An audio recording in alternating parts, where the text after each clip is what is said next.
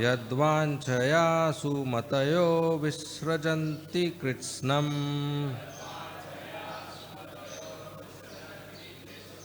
तेषां विभो समुचितो भवत समाज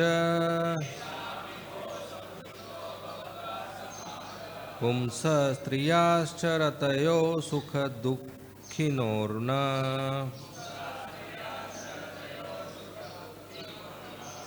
त्वं वै समस्तपुरुषार्थमय फलात्मा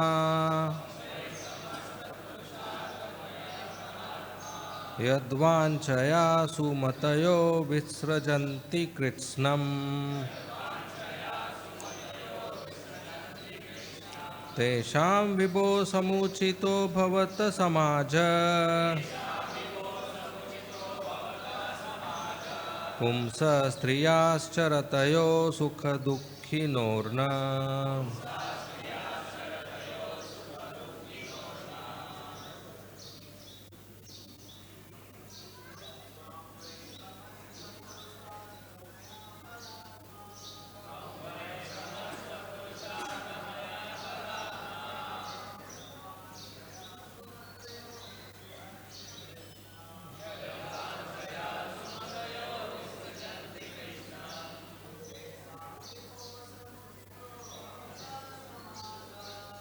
शां विभो समुचितो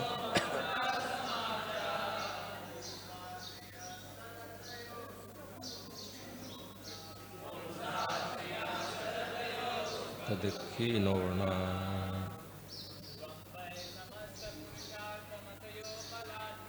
त्वं वै समस्तपुरुषार्थमयो तस्मा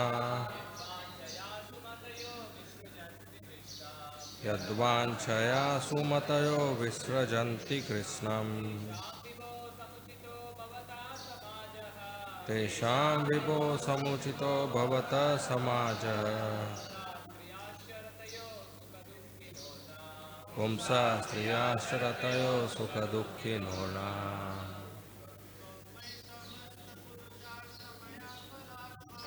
त्वं वै समस्तपुरुषार्थमय फलात्मा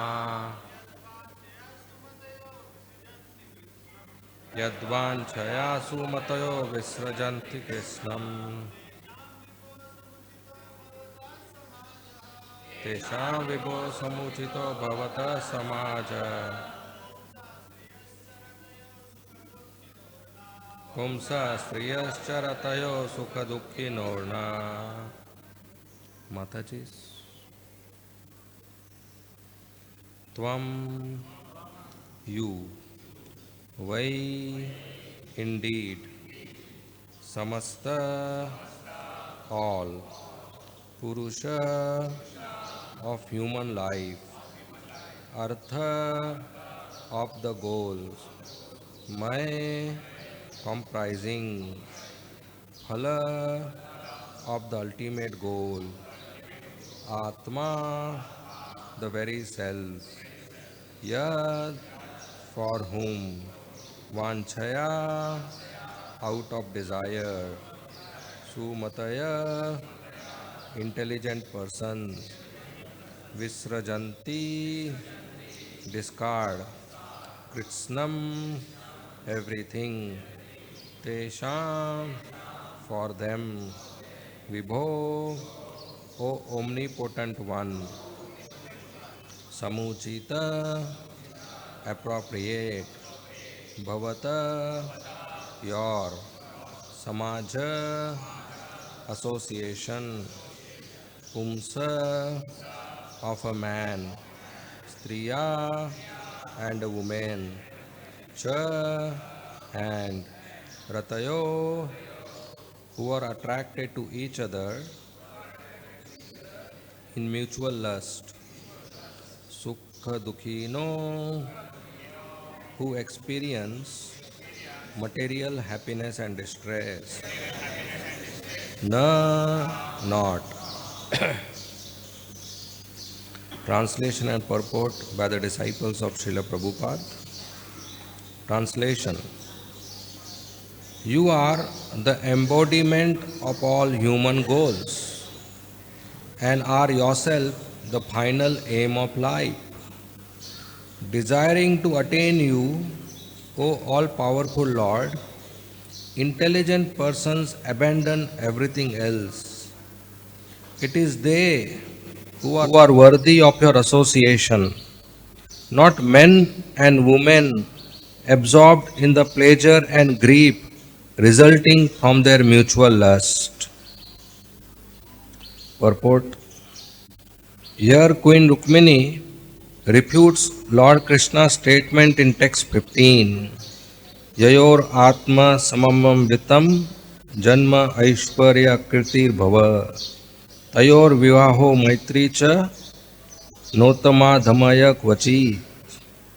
Marriage and friendship are proper between two people who are equal in terms of their wealth, birth, influence, physical appearance, and capacity for good progeny, but never between a superior and an inferior. In fact, only those who have given up all such material conceptions of sense gratification and have taken exclusively to the Lord's loving service can understand who their real friend and companion is, Lord Shri Krishna Himself.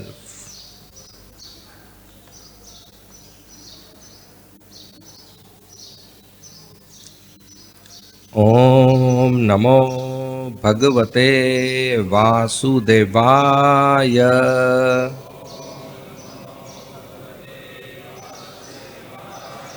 Om Namo Bhagavate Vasudevaya.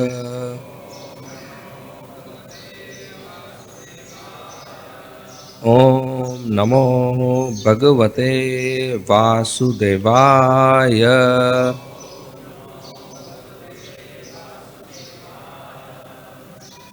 Om Agyantimirandasya Jnananjana Shalakaya Chakshu Unmilitam Yena Tasmai Shri Gurave Nama. Nama Om Vishnu Padaya Krishna Presthaya Bhutale Srimate Bhakti Vedanta Swami Iti Namine. Namaste Saraswati Deve Gauravani Pracharine Nirvishesha Shunyavadi Paschatya Deshatarine. Jai Shri Krishna Chaitanya Prabhu Nityananda Shri Advaita Gadadhar Srivasadi Gaur Bhakta Vrinda. Hare Krishna Krishna Krishna Hare Hare Hare Rama Rama Rama Hare Hare.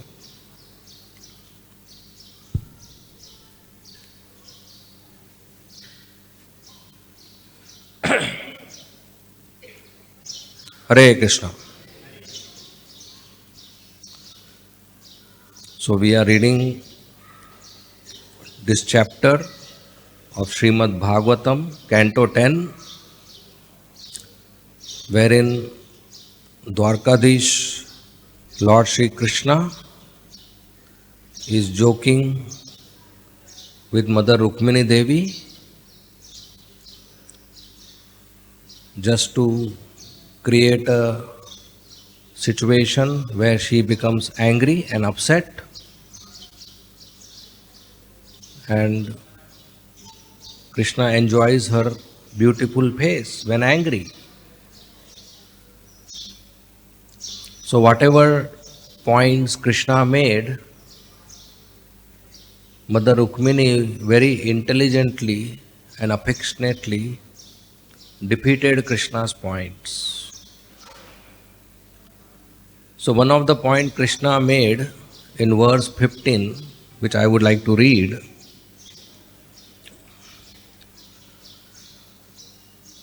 So Krishna said, marriage and friendship are proper between two people who are equal in terms of their wealth, birth, influence, physical appearance, and capacity for good progeny, but never between a superior and an inferior.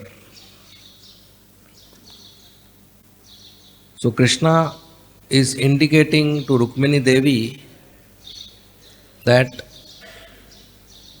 you are superior and I am inferior. You are beautiful princess of Vidarbha and I am just a coward boy. You are so fair and I am so black. So where is the compatibility between us? I am not materially so qualified. I don't have wealth. Whatever is in Dwarka belongs to Ugrasen. And I am not a king. And I don't have any Kshatriya training. I was taking care of cows all the life. So Krishna is jokingly indicating that he is materially very less qualified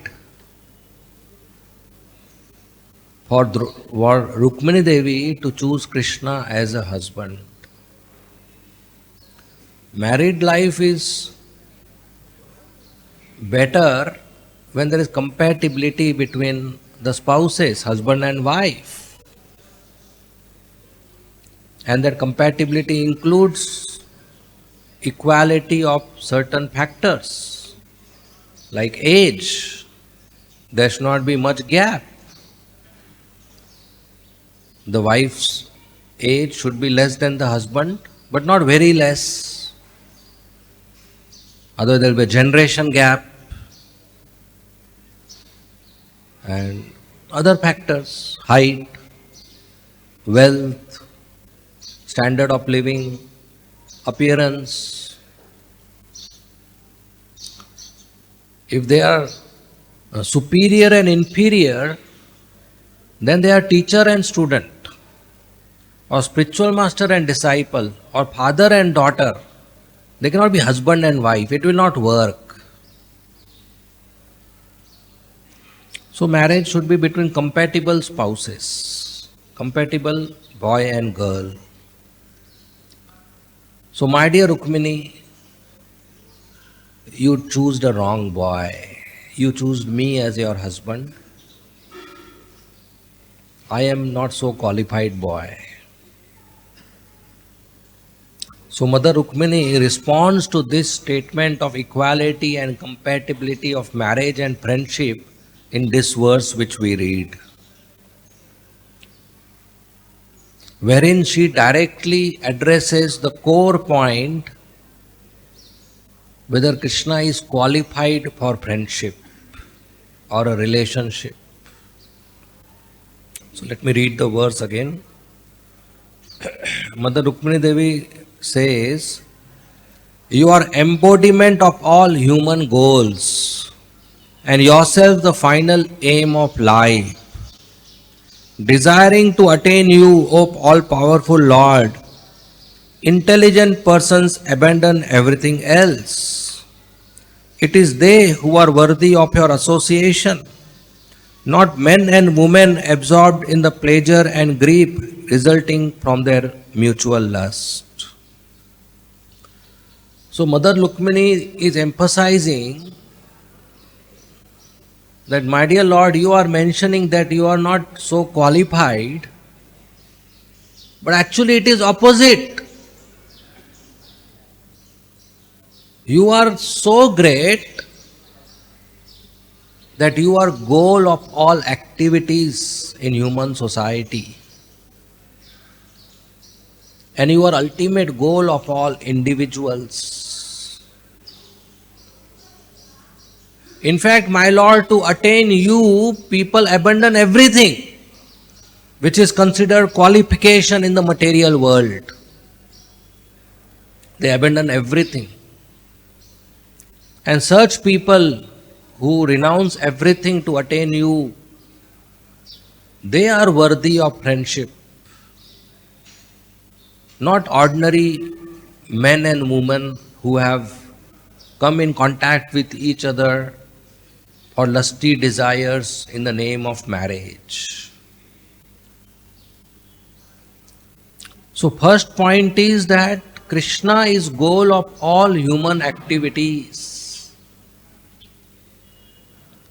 So if you are going for a job, the goal is not salary, the goal is Krishna.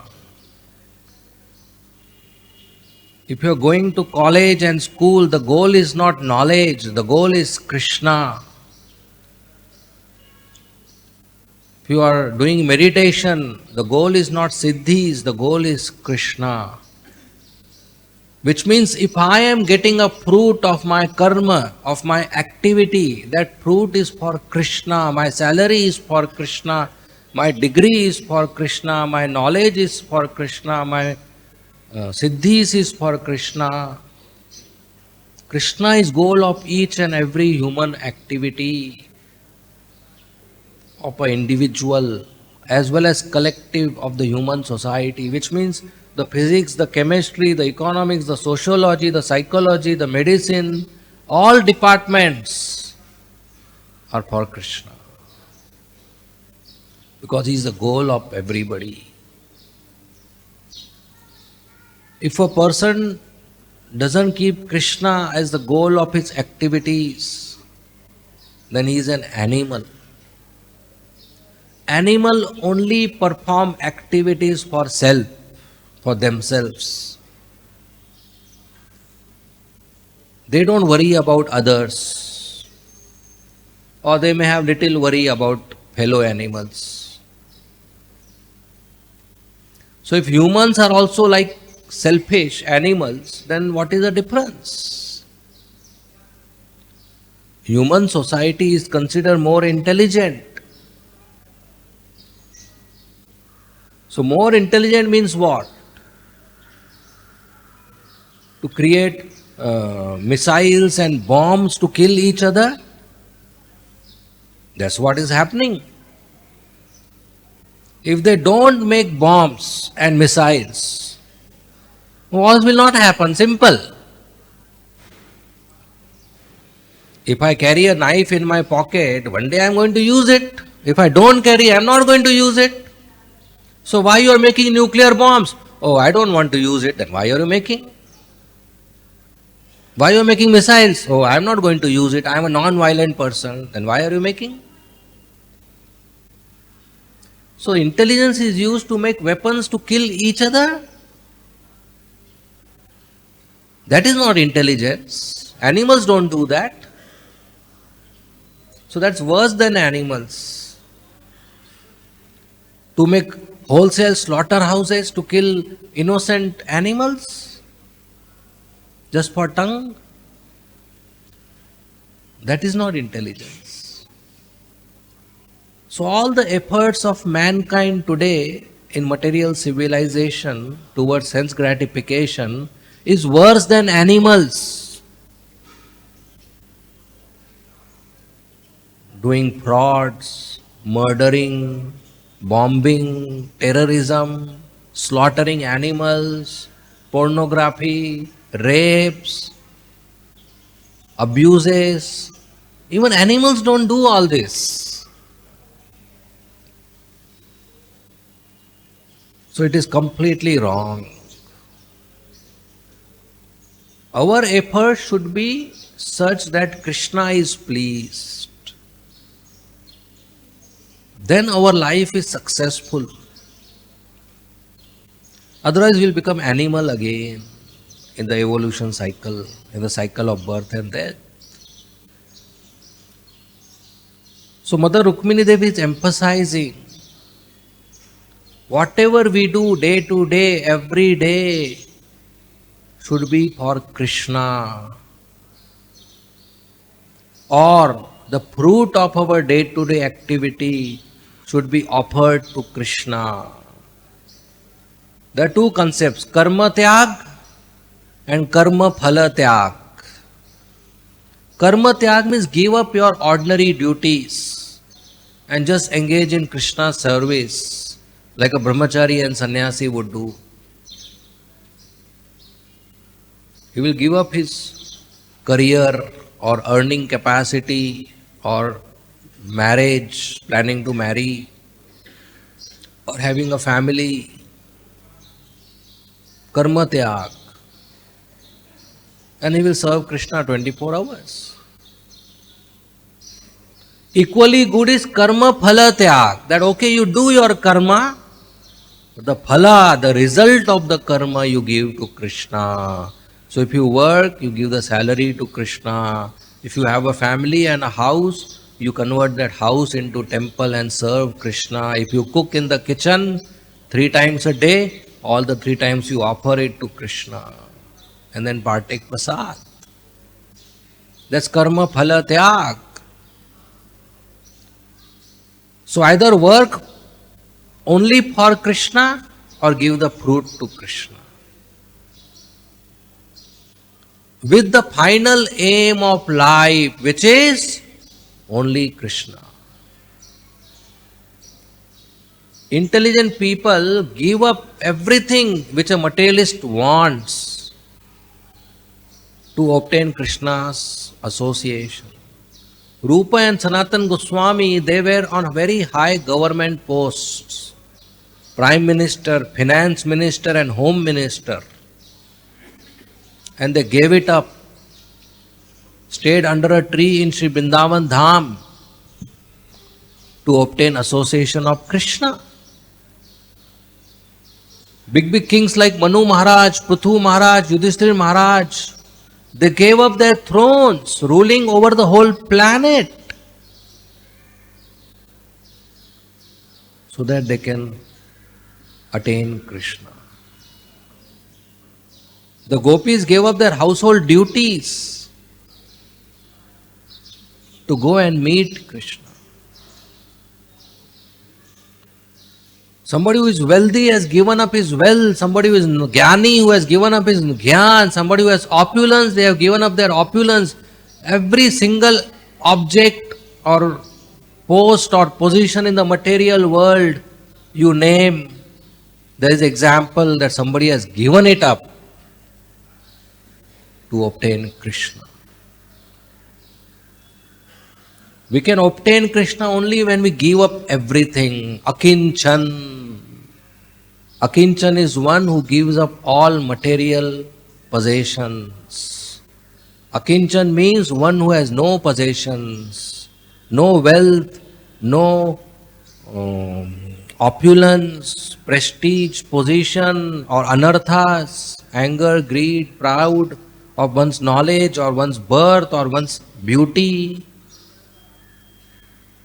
Everything has to be given up. Then only Krishna can reside in our heart. Lord Sri Chaitanya Mahaprabhu, at the age of 24, he gave up his family and young wife, beautiful Lakshmi Devi, and took sannyas just to obtain and preach Krishna. He taught us, no father and no other male member in the family, widow, mother, and young wife. And he gave up at the age of 24 to teach us that to obtain Krishna one has to give up. One has to remove attachments. Krishna will come in our heart only if there is nothing else in our heart. Krishna doesn't like shared accommodation. He wants single accommodation. If there is any attachment to an object or a person, or even a grudge for somebody, or envy for somebody, or anger or hatred or jealousy for somebody, or positive affection for somebody, that somebody is staying in your heart. And for that, and when something or somebody is staying in your heart, it gives a clear message to Krishna, no entry. Then he will not come in our heart. He wants 100% empty heart, 100% love for Krishna. Only Krishna. Krishna doesn't want your 90% love. Krishna doesn't want your 99.99% love. He doesn't want. He wants full 100%. Nothing less. ISKCON is not for anything less than that. Give your 100% to Krishna. Imagine a husband tells wife, I love you, 99.99%. 0.0% I love the neighbor's wife. Will the wife be happy? When an ordinary wife is not happy with 99.99%, why Radha Rasbihari will be happy with 99.99%? No. Give your 100% to Krishna. Don't keep little for something else or somebody else or your future. Everything to Krishna. Not that some dakshina comes and little for me and more for Krishna. 99 rupees Radha Rasbihari, 1 rupee my bank account. No. That will not work. Or 23 hours for Krishna, 1 hour for me. Relaxation, vacation. It will not work.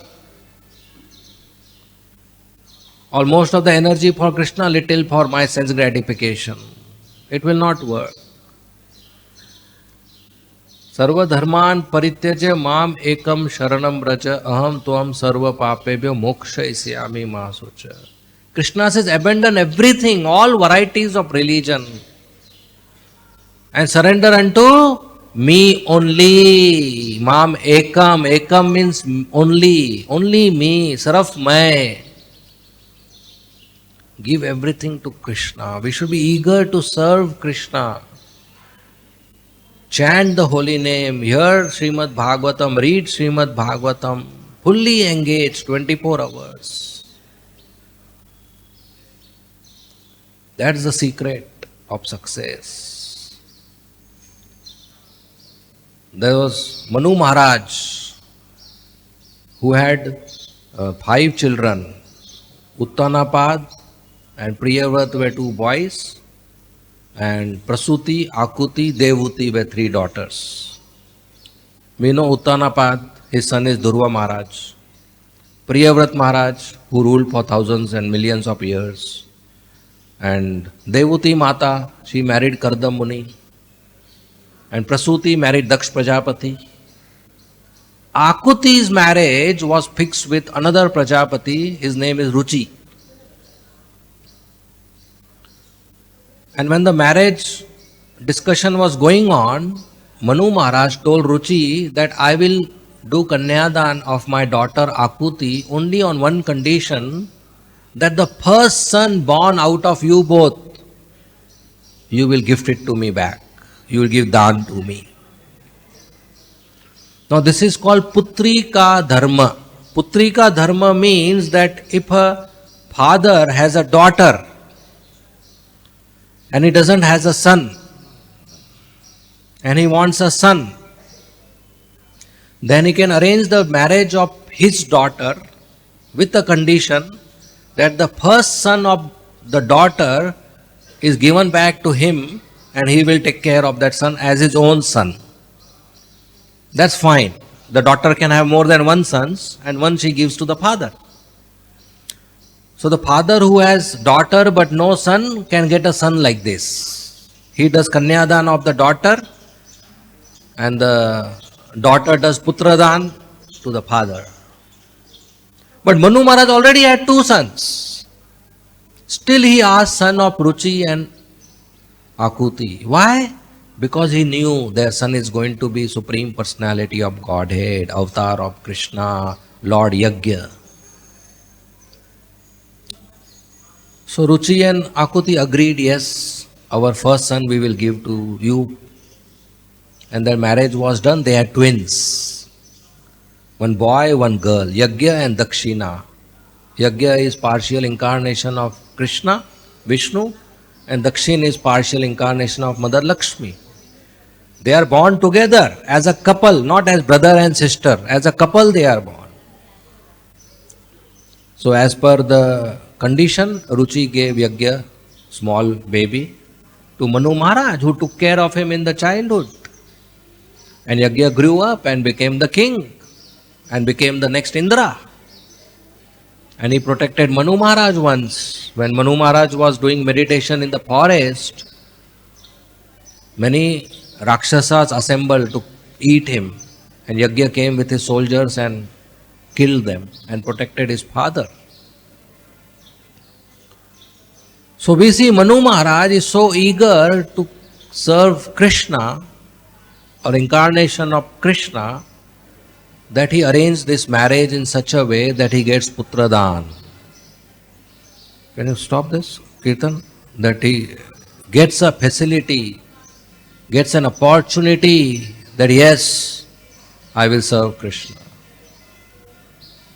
So we should be eager to serve Krishna, eager to chant the holy name, eager to hear Bhagavatam, eager to dance in Kirtan, eager for doing our service, eager for sadhu sangha. That eagerness is the only prize by which we can attract Krishna.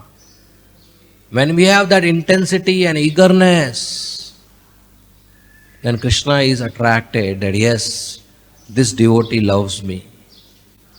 This devotee is taking pains for me. Taking pain for Krishna is a sure short proof to Krishna that I love you. My dear Lord, I love you. Sure short proof is pain. Otherwise, why will a devotee take pain? So Mother Rukmini is emphasizing that everything which is considered opulence or a qualification for an individual in human society is abandoned by intelligent people to obtain your association. This proves that anything in the human society which is opulent is of less value, you are of higher value. Otherwise, why somebody will abandon? So Krishna says, I am inferior to you, but Mother Rukmini Devi is saying that you are most valuable person. In the next verse, she will even disregard Brahma, Shiva, Indra. What to speak about ordinary kings and princes? That Krishna is greater than even these demigods. Actually, Krishna is unique. In Bhagavad-gita, it is explained that nobody is equal to Krishna, nobody is superior to Krishna, and nobody is inferior to Krishna. He is special. So we all are neither equal to Krishna, nor superior to Krishna, and we are not even inferior to Krishna. Generally, we have these thoughts that I am inferior to Krishna. But that is wrong. Because when I think I am inferior to Krishna, I am comparing myself to Krishna. And we are not even qualified to compare ourselves with Krishna. So we are not inferior to Krishna. We don't even come in the sequence to compare. If I say this bulb is inferior to the sun, is that a true statement? Yes or no? Yes, the sun is superior to this bulb. Is a true statement. But is it good to make this statement? Because I am comparing sun with the bulb. Where is that comparison? If I say plane is better than the car, it's a true statement, but where is the comparison? Where are you comparing car with plane? Or if I say Aishwarya Rai is more beautiful than a pig, is it a true statement? No? Maybe true. But do you think this is good to make such a statement? Because it's not good to insult a pig. Sorry, it's not good to insult Aishwarya Rai.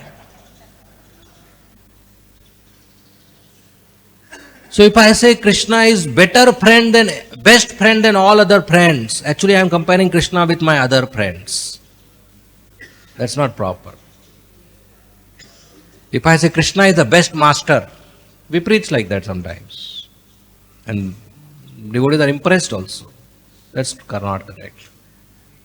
Krishna is the best master means what? We are comparing Krishna with other masters or bosses of the office. No, that's wrong. Krishna cannot be compared. Krishna is beyond all this material things. He is one and only one. He is one without a second. If Krishna is given first rank, who will be given second rank? Shiva? Brahma? And where will I come? 10th? 20th? 1 lakh? 10 crore? Where will we come? We will not even come in the sequence. We are away. He is unique. Brahma is away. Shiva is away. He is one without a second. He is only Krishna beyond this material world. So this comparison is not proper. Nobody can be compared to Krishna. We are not inferior to Krishna. We don't even get to count ourselves. He is absolute truth. Absolute. Param Satyam. The difference between absolute truth and relative truth. Relative truth is that truth which for it to remain truth depends on some other things or some other circumstances. That's called relative truth. So in this world there are relative truths and absolute truth. For example, I say this sabji is very nice. Is that absolute truth or relative truth? Relative truth. It depends on me. Somebody else may say third class sabji. So the sabji is nice, that is relative to somebody who is eating it. I said a car going 60 km per hour. This car is very fast. Is that absolute truth or relative truth? Relative truth. If I am standing on the bus stop, 60 km per hour is very fast. If I am in the aeroplane and I see down 60 km per hour, it's very slow. So car is fast or slow is a relative truth. Because for this statement to be true depends on the observer. This girl is very beautiful. Absolute truth or relative truth? Relative truth. Depends, girlfriend or wife. Or depends on person to person. They say na dil aaya gadi pe to pari kya cheez hai. So somebody may find a donkey beautiful. Somebody may not find a fairy beautiful. Relative truth. The distance between this pillar and this pillar is 50 feet or whatever measurement. Now, is this relative truth or absolute truth? Because whoever measures it's going to come same. No, it's relative truth. It depends on relative to what is called a feet. There is a SI unit feet kept in a museum in London. This is called a feet. If they say this is called a feet, this will become 25 feet. If this is called a feet, this will become 100 feet. So it's relative to the definition of feet where some humans have come together and fixed it at particular temperature and pressure. Right? So this 50 feet is relative. This pillar is white. Relative or absolute truth? Relative to what? My mother told me in the childhood this is white. If she had told green, today we would have a fight.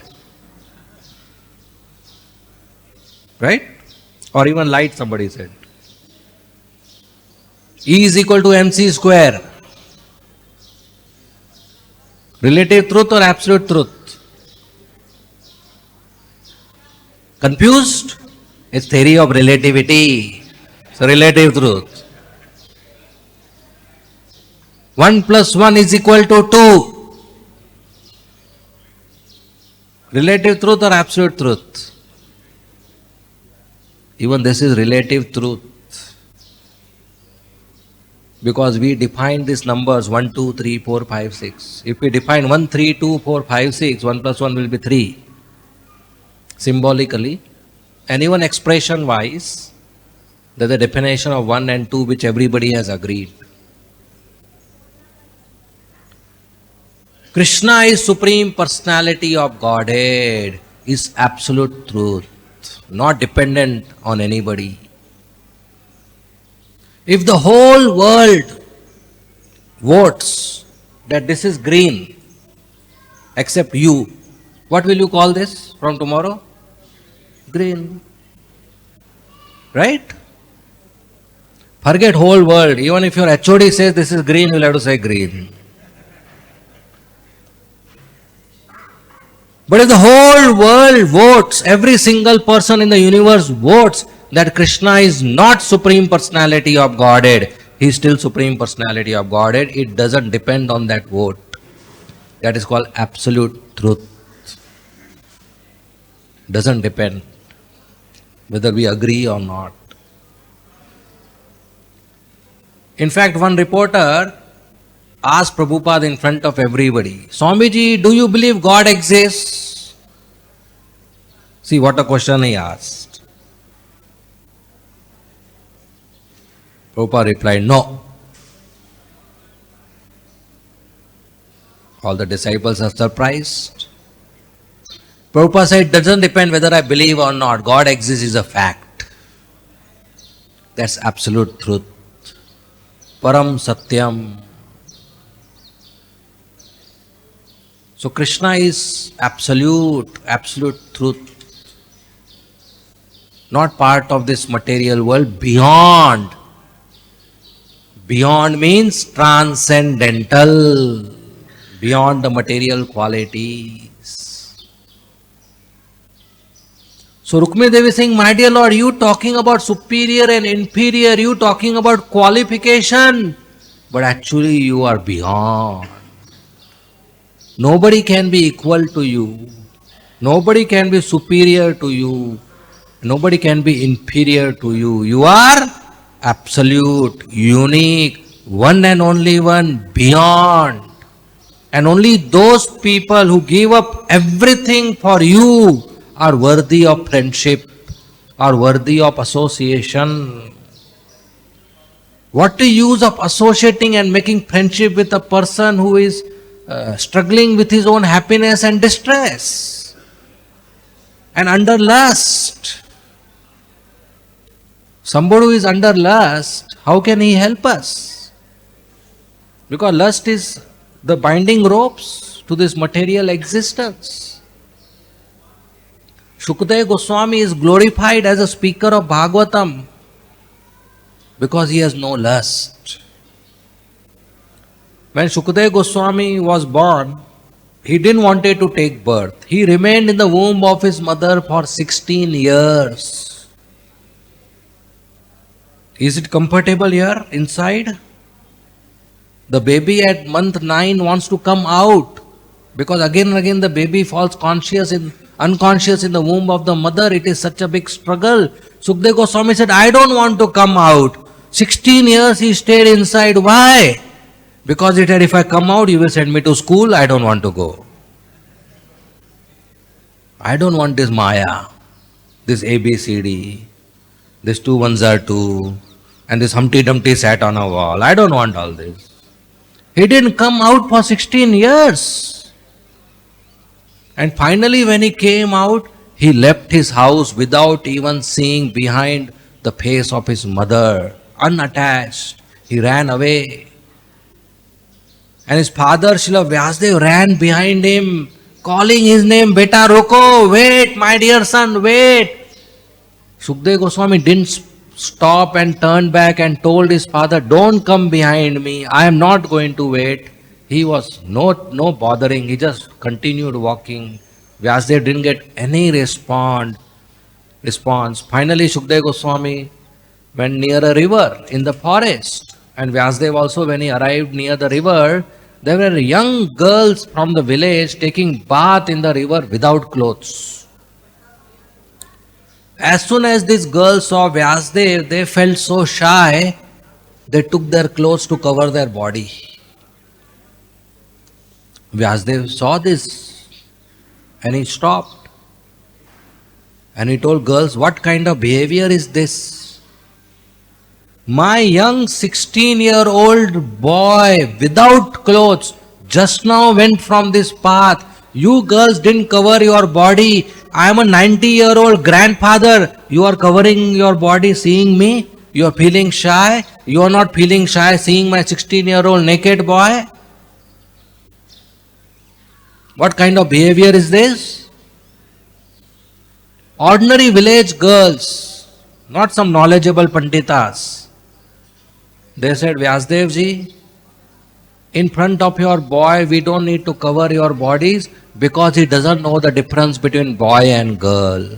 You make the difference, so we have to cover bodies. In this material world, the highest attraction is between boy and girl in young age, without clothes. But Sukadev has no attraction to a young girl taking bath without clothes.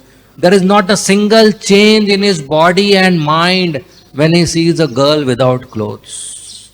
No lust. That Sukdev Goswami, when he spoke Bhagavatam, it created a revolution in the world. All the great kings and the demigods came to hear Bhagavatam from him. So if I am in jail, only a person who is free from jail can help me to come out of the jail. A person who is already in the prison, how can he help me to come out? If my hands are tied with a rope, I should take help from somebody whose hands are not tied. A blind person cannot help another blind person cross the road. Both will fall. So only those sadhus, only those devotees who are beyond lust are actual friends of the human society because they can help us to attain Krishna. In Bhagavad-gita, lust is considered the most formidable enemy. Most formidable enemy. Because lust gives rise to all other anarthas and make us perform sinful activities. And we should purify this lust by purifying our heart, by chanting the holy name of Krishna, hearing Srimad Bhagavatam. Like we have example of Haridas Thakur. Young prostitute would come at night to Haridas Thakur exposing her body, nobody around, requesting him to unite with her. And Haridas Thakur made her wait for 3 nights, and in front of her, without any change in his body and mind, he chanted pure Shuddha holy name, Harinam. And on the 3rd day, she was a changed person. She became a pure devotee of Krishna. That is Srila Haridas Thakur. Beyond lusty activities, beyond any attraction to opposite gender. So those who are involved in lust just doesn't mean attraction between opposite gender. Lust means any intense desire to enjoy.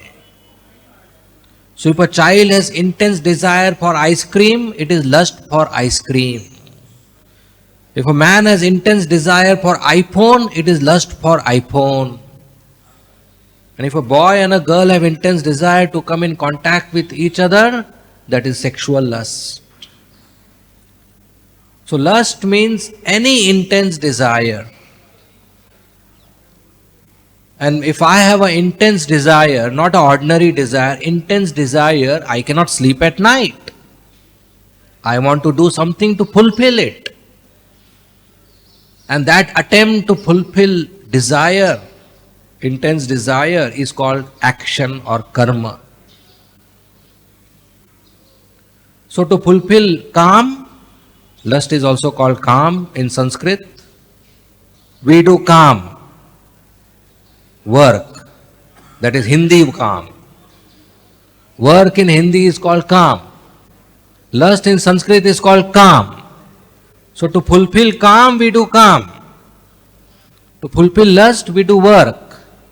Karma. Sanskrit word is for calm is karma. So when I do karma, either it will be successful or it will fail. Either I'll obtain the desired object or I'll not obtain the desired object. If I don't obtain, if the child requests, Father, I want ice cream, intense desire, and the father says no, the child will say, keep quiet. No, the desire is intense. The child will cry and raise volume. Say, Father, I want ice cream. And he'll have tears. And he will bang his head and hands and legs and sit on the floor. So unfulfilled desire, unfulfilled lust becomes anger. So when we do karma, work for lust, and the result is not obtained, that lust transforms to anger. And is it good? No, anger is danger. Better it gets fulfilled. So if the father gives ice cream to the child smiles. All tears go reverse. And what does the child say? Father, thank you very much. No, he says, Father, one more. That is called greed. Lust when unfulfilled becomes anger, and lust when fulfilled becomes greed. Kam, krodh, lobh. So lust is danger, whether fulfilled or unfulfilled. But the story doesn't end here. If my friend gets ice cream and I don't get, that lust becomes envy. He got, I didn't get. And if I get and my friend doesn't get, that lust becomes pride. That I have, he doesn't have.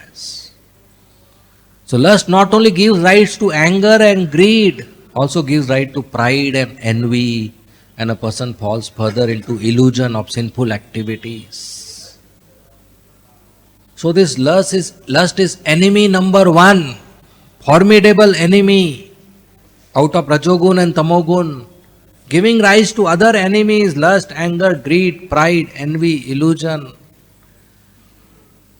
And when there are 6 dirty things in the heart, why will Krishna come and stay in a dirty place?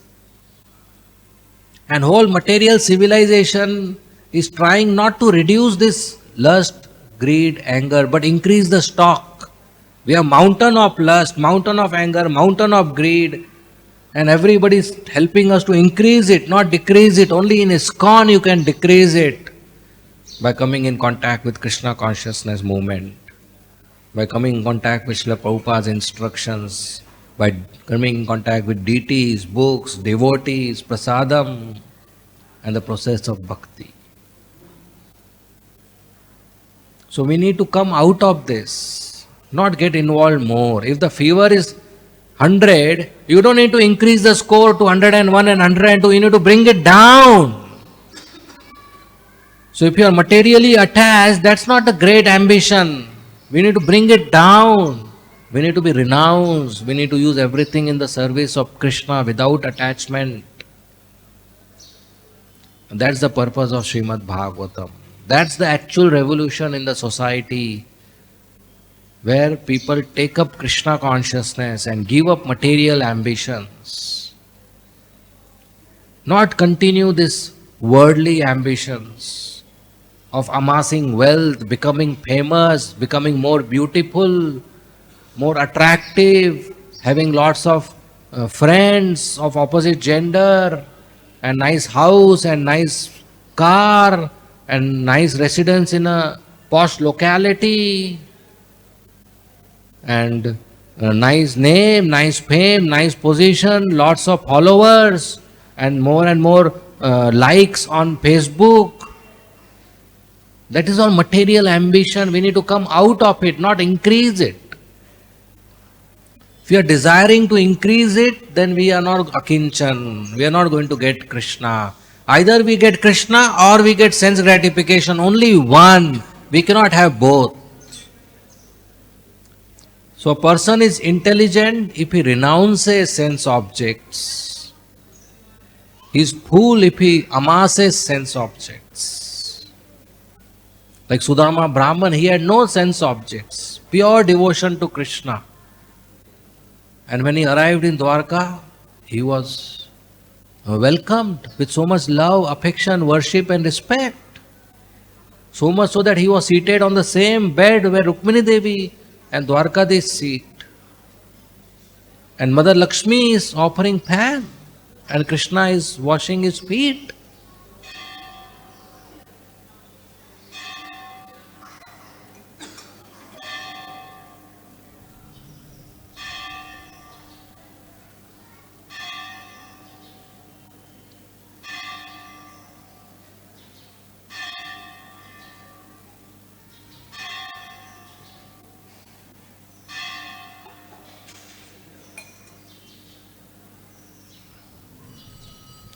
So Sudama was not into amassing wealth, but he attracted Krishna. Not just because of his poverty, but because of his bhakti. So we are not telling you to become poor. We are telling you to become rich in bhakti. Poor doesn't mean one who doesn't has. Poor means one who wants more. If I have 1 million rupees and I want 1 more million, I am poor by 1 million. Once there was a sadhu, hungry, so he went to a kingdom and all the people told him, go to the king every day. Whoever goes to the king in the morning, he doesn't come empty hand. The king is very, very charitable. He gives you anything and everything. So he went to the palace, he met the minister. He said, where is the king? He said, king is in Mangala Arati, in his private temple. And after Mangala Arati, he does his charity. You go in the queue. And whatever you want cows, you want gold, you want grains, you want clothes, you want a wife, you want a village, he will give you.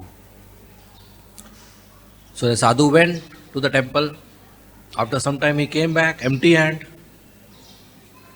The minister saw the sadhu. He said, hey, you are going? He said, yes. He said, how come you are empty hand? Didn't you meet the king? He said, no, I went to the temple. There is no king there. He said, that is the Mangalati time. King is always there. He said, you don't find anybody there? You don't found anybody? He said, yes, some beggar was there. The minister got upset. He said, you fool, you are calling our king beggar? This is private temple. Nobody else goes there. He said, look, I went there. I didn't saw the king.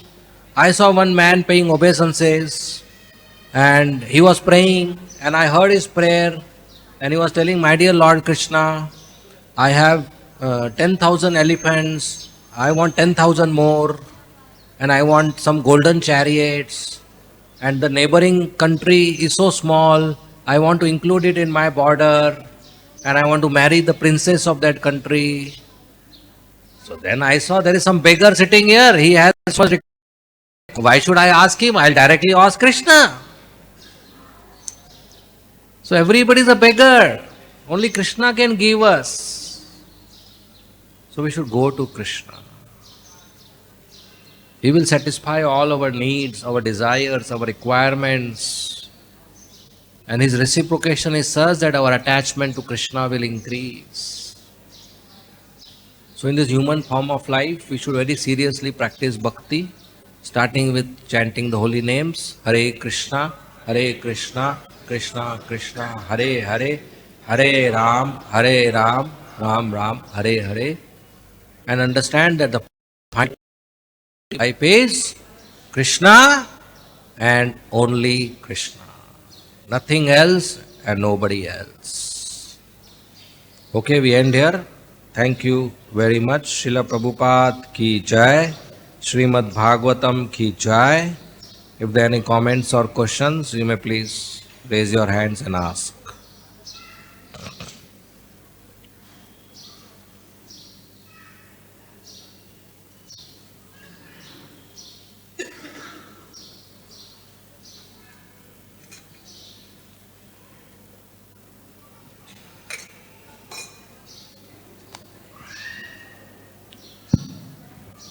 Hare Krishna. Hare Krishna. Sir, I was going to one book. Actually, in that it is written that Krishna was praying to Lord Shiva. When Krishna was married to Jambavati, and he was praying to Lord Shiva to have his son for Samba. Okay, what is the reason to Krishna to pray to Lord Shiva and to ask for a son? Because Lord Krishna himself is a supreme personality of Godhead. Please. Which book? Yeah, it's a video type. I don't know it's a true or not, but just I wanted to get it confirmed from you. It is not written in Bhagavatam. No, it is not in Bhagavatam, but it's a story made somewhat. Story? Made in the YouTube or something like that. So stop watching YouTube for spiritual knowledge. It increases the question answer times. But somewhat in the ISKCON also I have read somewhere where Krishna had prayed for Samba because just to destroy the Yadavas.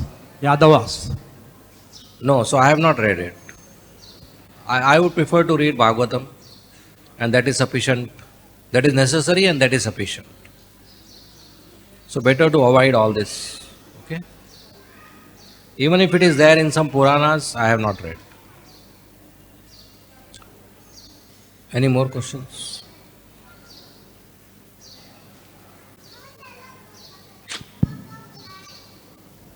Hare Krishna Prabhuji.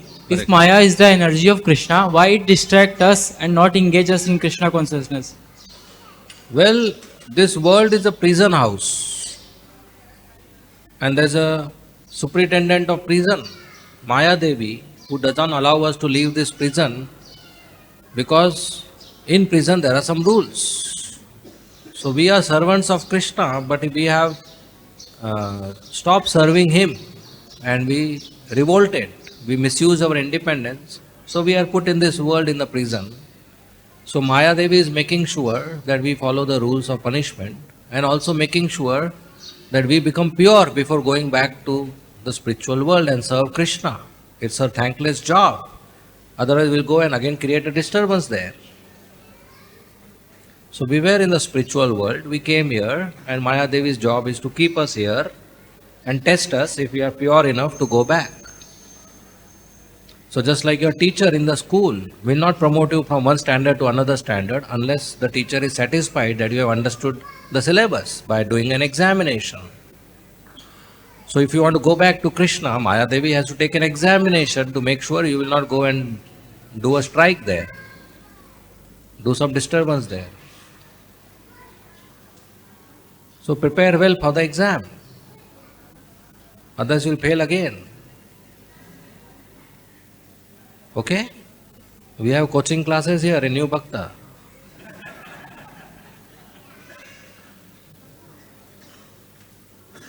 Next question.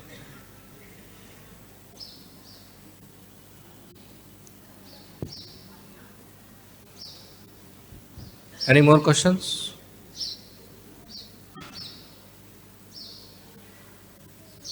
Okay, thank you very much. Srila Prabhupada ki jai. Hare Krishna.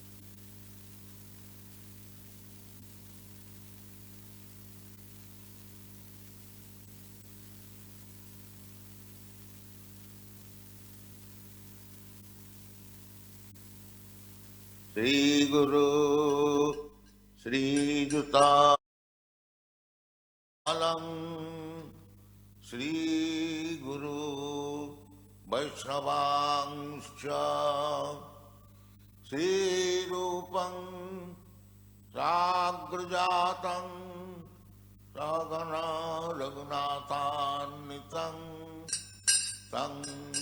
Sajivam साद्वैतं सावधूतं परिजनसहितं Krishna चैतन्यदेवं Shri Radha कृष्णपादां सगना Lalita श्रीविशाखान्वितां भजश्री Krishna Chaitanya प्रभो